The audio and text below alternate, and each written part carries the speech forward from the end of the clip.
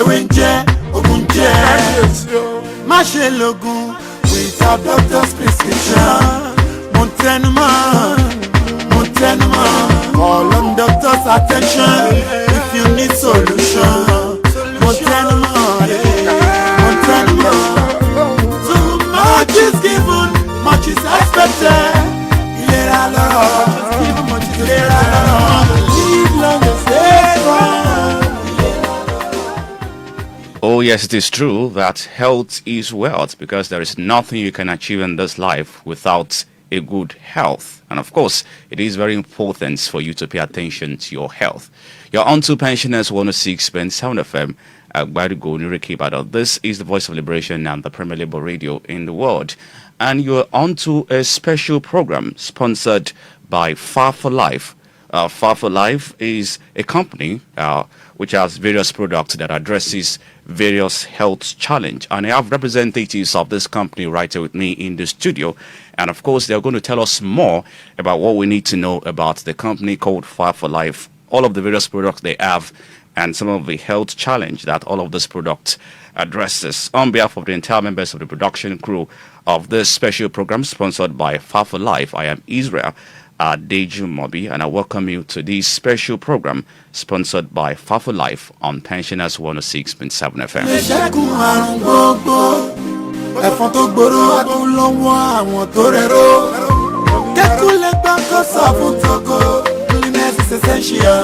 Immortalize your potential on the sound of times and your initial.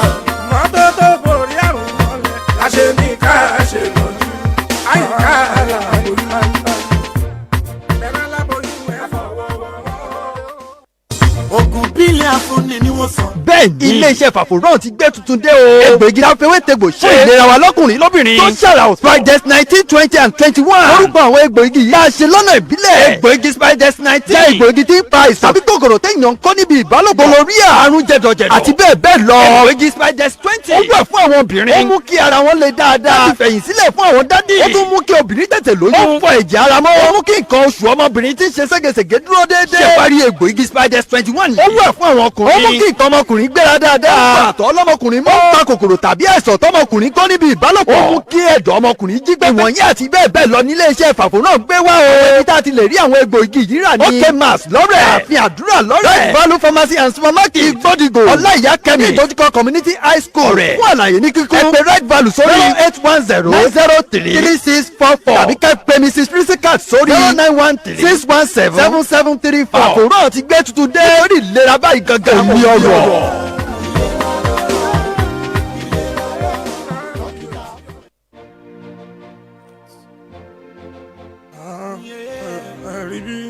Nice.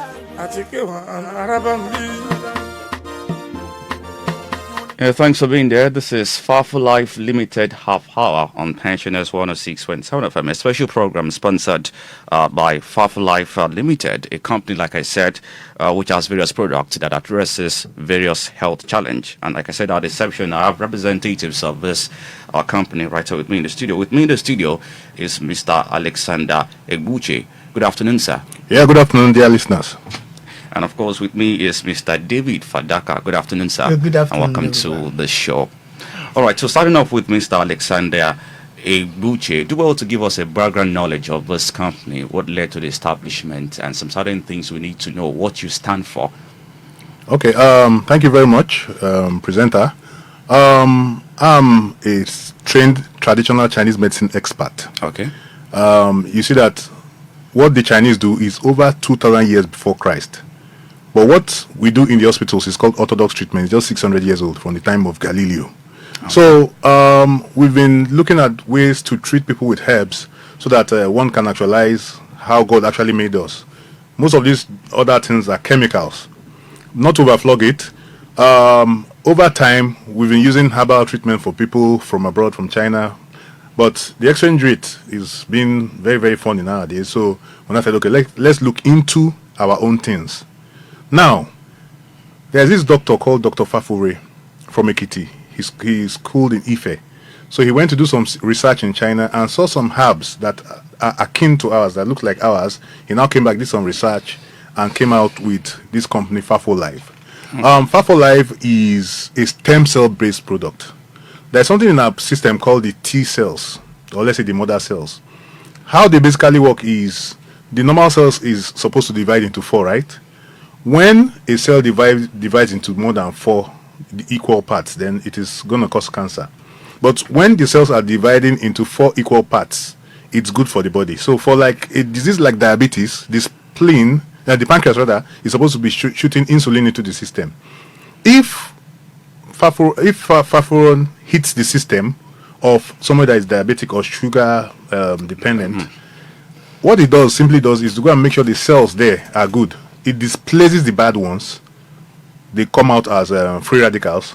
Then the normal ones there, even if it's remaining only 4, start multiplying very fast, and insulin is established.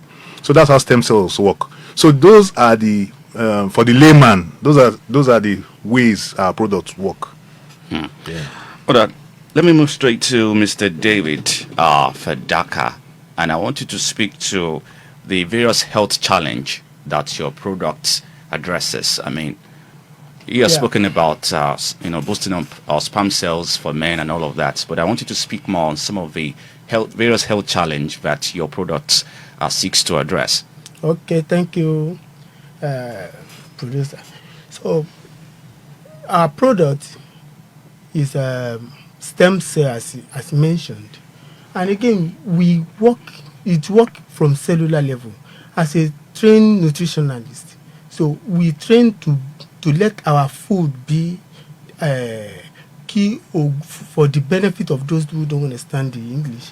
So kí oògùn oúnjẹ wa kó jẹ́ oògùn. So with this, our product is like food that we need in the nutrient we need in our food. So to nurture the cell, tissue, and then organs, and the body will heal itself. So with this, we have already àti ní àwọn àṣeyọrí lórí àwọn àìsàn kọ̀ọ̀kan tó pé ara ló máa heal ẹ̀ jáde. Of course, so we're still going to do this in the Yoruba language as the show progresses this afternoon. Let me get back to Mr. Alexander Buche. Do you want to mention some of the products you have? Okay, we've got the liquid stem cell, that is the Fafuron. The liquid stem cell is taken in ml, depending on the kind of ailment. We could tell you to take 30, 20, 3 times a day or 2 times a day, depending on the kind of ailment. But I'll be sure to tell you that it will take care of all metabolic issues, or everything that causes things like diabetes, stroke, high blood pressure, and stuff like that. Look at what we eat nowadays. I remember when I was very young, when my mom does the greens they call F4, it remains like that for the whole day. But now when you do these same greens, under 1 hour it turns black because of the chemicals they used in planting them. So many things are happening that we need to take care of via all these things. So I mentioned one, the Fafuron. Then we have the Speedest 21. Speedest 21 is for men. It makes you a king in your house. Basically, if a man is stressed up, he can't perform. Then look at the economy. You are stressed up and the economy is bad. What do you do? So, and the family is the nucleus. If the wife is not happy and the husband is not happy, it extends to the church, to the area, by large to the society. But when all this is taken care of, I can assure all listeners listening to me today that if you are giving your husband 2 pieces of meat for his food, you'll be giving him 4 by the time he uses this Speedest 21. Because he will become a king. He will become a king in the Ozarum. Yes. That's the word. Yeah. Now, still sticking with you, Mr. Alexander Buche, you've spoken about the various products you have, and you also mentioned the fact that this product are Abba medicines, basically. Organic, Some people have, this reservation when they hear anything Abba. Yeah. Because we see some medical experts advising against using some certain Abba products and all that. So, how would you intend to convince such people, and what makes your own products different? Okay, to answer this question, you see, what medical practitioners are talking about is when you go to the normal Alagbo and you take some things that you just mix up and stuff. But for us, it is a time-tested, formulated, well looked into prescription. No overshooting, no undershooting, normal for the human body, and very safe, and checked by NAFDAC. So everything is in line. It is being used in America as I speak now. In the UK, you see, in the UK, people don't easily see doctors. So them just taking this product, no need to see the doctor again. That's the truth. You can find out. Yeah, that's the truth. So, and I forgot to mention this product, this Pro Slick. Men over 40 in Nigeria, like I said, because of what we eat, are having problems. If you're waking up like 3 or 4 times in the night to go and urinate, it's a problem. It's prostate problem that is coming. There's a difference between prostate problem and prostate cancer. But the truth of the matter is that people don't know. And it begins to happen. And you know the work of the prostate in the body. I don't want to elaborate. But in the end, it begins to get swollen and it blocks the ureter. And the man begins having problem. They call it Iseto in Yoruba. But when you use this one, from now, whether you have the problem or not, it takes care of it. Yeah. All right, let's open the student lines for our dear listener to call in and ask questions.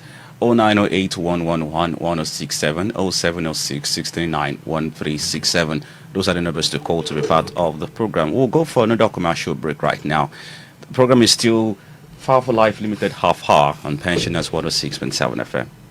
Ogun bílẹ̀ afúnni ni wọ́n sọ. bẹ́ẹ̀ni ilé-iṣẹ́ fàfúrọ̀ ti gbé tuntun dé o. egbògi afẹ́wẹ́tẹ̀gbò ṣe ìlera wa lọ́kùnrin lóbìnrin. social Spides 19, 20 and 21. orúkọ àwọn egbògi yìí máa ṣe lọ́nà ìbílẹ̀. egbògi Spides 19 jẹ́ egbògi tí ń pa àìsàn tàbí kòkòrò téèyàn ń kó níbi ìbálòpọ̀. gonorrhea, àrùn jẹ̀dọ̀jẹ̀dọ̀ àti bẹ́ẹ̀ bẹ́ẹ̀ lọ. egbògi Spides 20 ó wà fún àwọn obìnrin. ó mú kí ara wọn le dáadáa. láti fẹ̀yìn sílẹ̀ fún àwọn dádì. ó tún mú kí obìnrin tètè lóyún. ó fọ ẹ̀jẹ̀ ara mọ́. ó mú kí nǹkan oṣù ọmọbìnrin tí ń ṣe ségesège dúró déédéé. ṣé wàá rí egbògi Spides 21 ó wà fún àwọn ọkùnrin. ó mú kí nǹkan ọmọkùnrin gbéra dáadáa. ó fà àtọ̀ ọlọ́mọkùnrin mọ́. ó pa kòkòrò tàbí àìsàn tọmọkùnrin tó níbi ìbálòpọ̀. ó mú kí ẹ̀dọ̀ ọmọkùnrin jí gbé. ìwọ̀nyí àti bẹ́ẹ̀ bẹ́ẹ̀ lọ nílé iṣẹ́ Fàfò náà gbé wá o. ibi tá a ti lè rí àwọn egbòogi yìí rà ní. OK Mass lọ́rẹ̀. ààfin àdúrà lọ́rẹ̀. Value Pharmacy and Supermarket Ìgbódìgò. ọláìyá kẹ́mi. ìdójúkọ Community High School rẹ̀. fún àlàyé ní kíkún. ẹ pè Right Value sórí 0810-903-3644 tàbí ká pè Mrs. Prisicat sórí 0913-617-7734. Fàfò náà ti gbé tuntun dé orí ìlera báyìí gangan ní ọ̀rọ̀.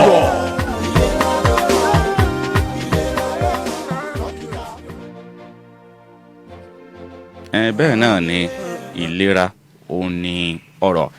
Ètò tí a pè ní Fafolife Limited half hour ti iléeṣẹ́ Fafolife, iléeṣẹ́ tí wọ́n ń ṣe àwọn oríṣiríṣi egbòogi eléyìí tí ó ń dojúkọ onírúurú àrùn nípa pàjùlọ àrùn tó ní ṣe pẹ̀lú ìlera ọkùnrin. Òun náà ni ètò yìí ló ṣe bẹ́ẹ̀ tí ó gbèrò. Àwọn tó jẹ́ aṣojú iléeṣẹ́ Fafolife wọn náà láti jọ wà tàti ń jíròrò nínú Columbia láti bí ìṣẹ́jú mélòó kan sẹ́yìn. Àwọn náà ni Mr. Alexander Ibuche àti Mr. David Fadaka. Ẹ jẹ́ kí n bọ́ sọ́dọ̀ Mr. David Fadaka. Lédè Yorùbá fáwọn àǹfààní àwọn tó ń gbọ́ wa, kí ni iléeṣẹ́ yìí dálé lórí, kí lẹ gbèrò iléeṣẹ́ yín, àwọn oríṣiríṣi egbòogi tẹ́ ẹ ní, ẹ bá wa sọ fáwọn tí ń gbọ́ wa nílé. Orúkọ tèmi ni Mr. Tunde Fadaka láti iléeṣẹ́ Fafolife. Iléeṣẹ́ Fafolife gbé nǹkan méjì tó ṣe gbòógì dání tó ń dojú kọ ìṣòro gbogbo ẹ̀dá èèyàn. Ìyẹn ni ètò ìlera àti ètò ìṣúná. Àìsàn ní méjèèjì. Téèyàn ò bá ní owó lọ́wọ́, àìsàn ni. Ìgbà yẹn ni kò ní sùn. Bẹ́ẹ̀ni. So iléeṣẹ́ ìwà gbé méjì. Nígbà tí wọ́n wò pé àìsàn wo ló ń kojú gbogbo wa jù nínú àìsàn gangan yàtọ̀ sí ọ̀rọ̀ owó, wọ́n wá rí i pé àwọn bíi ìfúnpá gíga tí wọ́n pè ní BP. So a tún rí i pé àwọn ìtọ̀ ṣúgà tó bá kó èèyàn bíi 10 jọ, a rí i pé 2 ló ní diabetes, kò tí ì di type 2 ni. 8 ló ní diabetes ní èèyàn 10 kò tí ì di type 2 ni. So fún gbogbo èyí, ẹni tó wá jẹ́ ẹni tó ní iṣẹ́ Fafolife yìí ló ní iléeṣẹ́ yìí, ọmọ bíbí ilẹ̀ Yorùbá ni. So tó dẹ̀ lọ ṣe àwọn ètò ìwádìí ní ilẹ̀ China àti India náà. So náà wá wò pé yes, tí àwọn èèyàn bá travel bí pé wọ́n sọ pé wọ́n ti ṣe ètò yìí ó ní àìsàn kan o, ẹ jẹ́ ká gbé lọ sí India àbí ká gbé lọ sí China. Bàbá ẹ̀ wà nínú àwọn crew, nínú àwọn tọ́jọ́ ń ṣiṣẹ́ tó máa welcome from Nigeria pé you have your people from Nigeria, speak to them. So wọ́n wá rí i pé àǹfààní yìí gan-an wọ́n lè wá jẹ́ ń bì ló mú ló bí iléeṣẹ́ Fafori.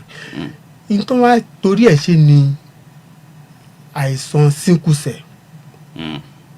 So nígbà tó rí pé síkúsẹ̀ ìwọ tó dẹ̀ fẹ́ tọ́jú síkúsẹ̀, your product need to work from cellular level. So ní wọ́n á rí i pé nígbà tá a bá bẹ̀rẹ̀ sí ní ìlò la wá rí i pé à ń fi kíní ìtọ́jú cancer. Láwọn egbògi yìí náà. Láwọn egbògi nítorí tó bá ti débi cellular level tó bẹ̀rẹ̀ cell á ṣe àfọ̀mọ́ àwọn èyí tó yẹ kó ti kú nínú cell á gbà jáde, àwọn èyí tó yẹ kó bí ara ẹ̀ duplicate á duplicate. So àwa tí cell bá ti wà okay, tissue máa wà healthy, tissue bá ti wà healthy, organ ara máa wà healthy. So from one organ to system, tí system bá dẹ̀ ti wà healthy, gbogbo ara ti wà okay. So ó dẹ̀ ń ṣiṣẹ́ láti blood vessel torí kò síbi tí iṣan ara òde tó fi mọ́ ẹyinjú àti inú brain. So àwọn àṣeyọrí ló wá jẹ́ kí Fafoli gbilẹ̀, iléeṣẹ́ ìgbilẹ̀. Kí làwọn àṣeyọrí tẹ́ ẹ ti ní gẹ́gẹ́ bí iléeṣẹ́? Àṣeyọrí tí àkọ́kọ́ ní tó tiẹ̀ kọ́kọ́ tó jọ wá láàrin bí ọdún kan nínú tíìmù wa tá a jẹ́ alágbàtà fún iléeṣẹ́ yìí, a ti gba mọ́tò tó lé ní 15. Nígbà tó máa ṣe 4th year anniversary, mọ́tò tó wọ ìlú Ìbàdàn wá wọ́n lé ní 25. Ẹnìkan wà lójú òpó, jẹ́ kí n fi owó àtọmọdé yín lẹ́nu. Hello, ẹ káàsán. Ẹ káàsán. Ẹ káàsán sá, orúkọ yín ẹ̀tọ́ sí ń pè wá. Orúkọ tèmi ni Jasper Ayọ̀rìndé Bọ́lá láti Orísun Báre níwájú wáyà nkébì. Kí ni ìbéèrè yín? Ìbéèrè mi ni pé ẹ jọ̀ọ́ kí ni ìyàtọ̀ ẹni tó ní BP àti hypertension? Ẹlẹ́ẹ̀kejì, ẹni tó bá ní hypertension àpẹẹrẹ wo ni ó máa rí? Ṣé mọ̀ pé BP ó ní bó ṣe ń chẹ̀kẹ̀ lọ hospital téèyàn máa mọ̀? Bẹ́ẹ̀ báwo lẹni tó ní hypertension ṣe lè mọ̀? Kó wà nílé, ẹni tó bá ní BP tó bá ti measure nílé á mọ̀ pé òun ní BP.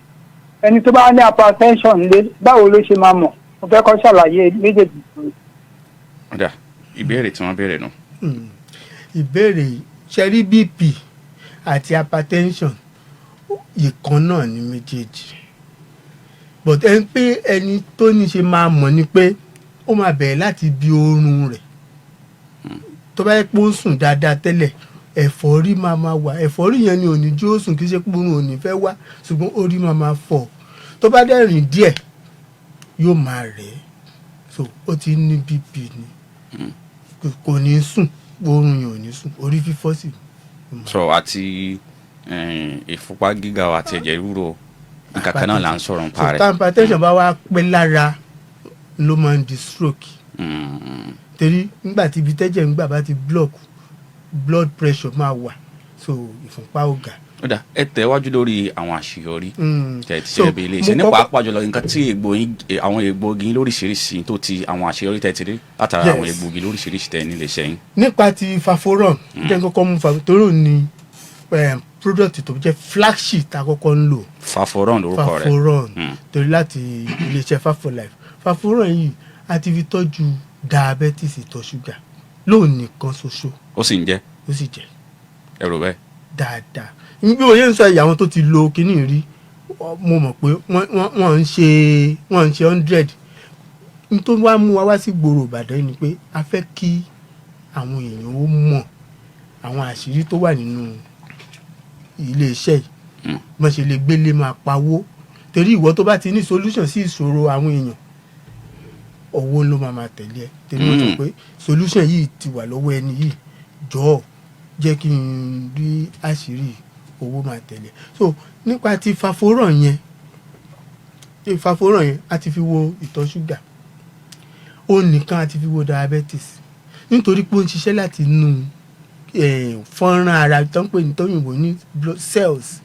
So wọ́n ti cell bá dẹ̀ ti wà okay, tó dẹ̀ boost tó balance body pH sí base, kò sí àìsàn tó lè dúró ní ara. So nípa àwọn àìsàn yìí tí a ti cancer, diabetes tá a ti ṣe, so àwọn àṣeyọrí àkọ́kọ́ nìyẹn. Nípa ti financial, àwọn tí wọn táàrò pa lè jẹ́ nǹkan kan, iléeṣẹ́ ìtọ́jú àwa tá a jẹ́ alágbàtà lọ́nà wo. nípa ọ̀sọ̀ọ̀sẹ̀, kò ń ṣe pé à ń ṣiṣẹ́ oṣù, ọ̀sọ̀ọ̀sẹ̀ ni owó ń dé inú àsùnwọ̀n wa. Kí lẹ̀ ń ṣe fún wọn.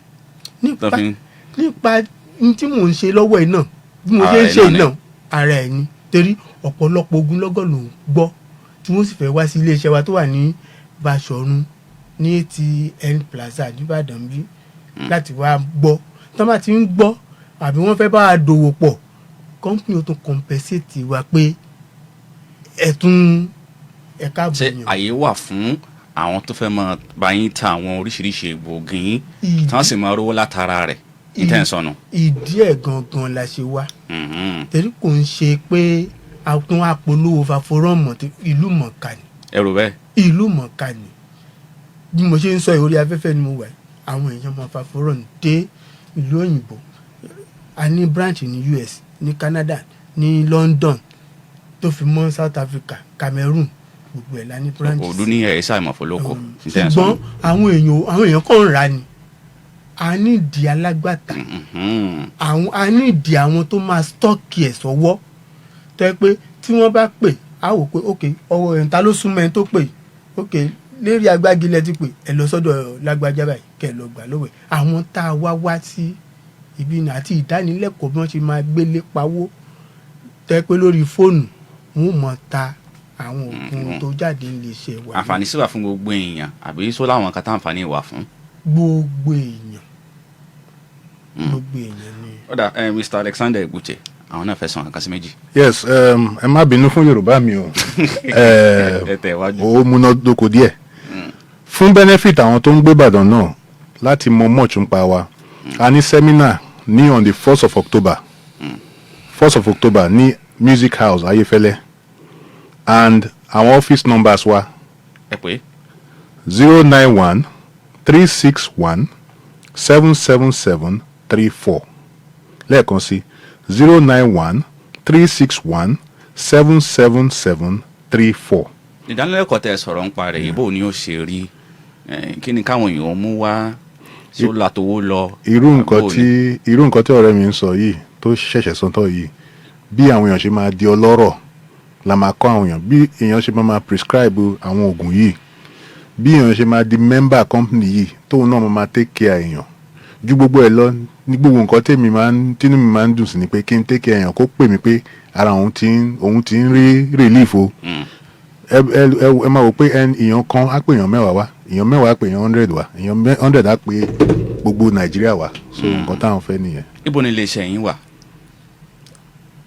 ó wà ní ATM Plaza ní Báṣọ̀run, topmost floor, the top floor ní ATM Plaza. Office line wa ní Báṣọ̀run yẹn is 071 85 12 6887 071 85 12 6887. àwọn nọ́mbà tán lè pè yín sínú. bẹ́ẹ̀ni. ní Báṣọ̀run ní Bòdè bus stop, opposite Bòdè bus stop ní Báṣọ̀run ní ATM Plaza yìí wà. so bọ́dí tá ti wá fẹ́ ṣe ìdánilẹ́kọ̀ọ́ ní October 1st táwọn wo lọ́ọ̀kan tí ń ṣe ọjọ́ òmìnira tàbí òmìnira. lábẹ́ ṣe ìdánilẹ́kọ̀ọ́ yìí a sì pé gbogbo èèyàn sí Music House ní Oríta Challenge ní Ayéfẹ́lẹ́. káwọn èèyàn mówó dání.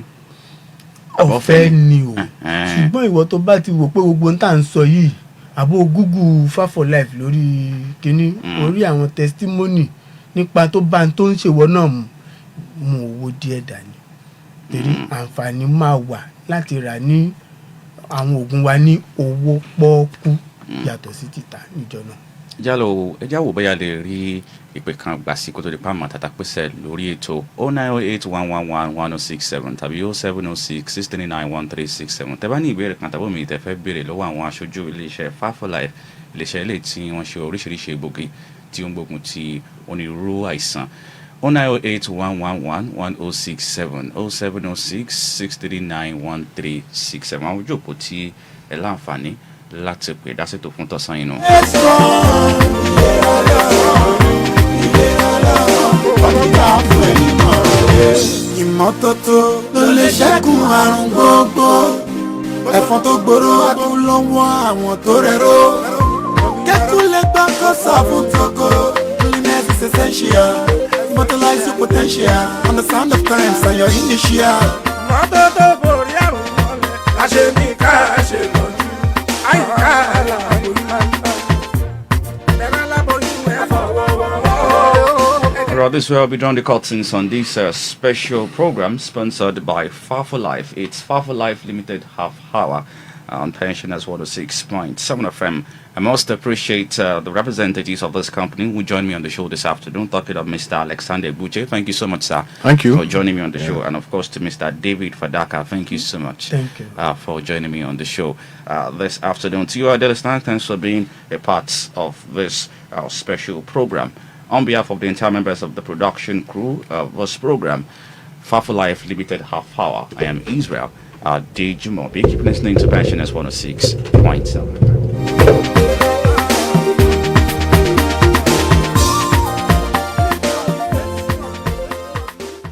Ogun bílẹ̀ afúnni ni wọ́n sọ. bẹ́ẹ̀ ni ilé iṣẹ́ fàfòrán ti gbé tuntun dé o. egbògi tá a fẹ́ wé tegbò ṣe ìlera wa lọ́kùnrin lóbìnrin.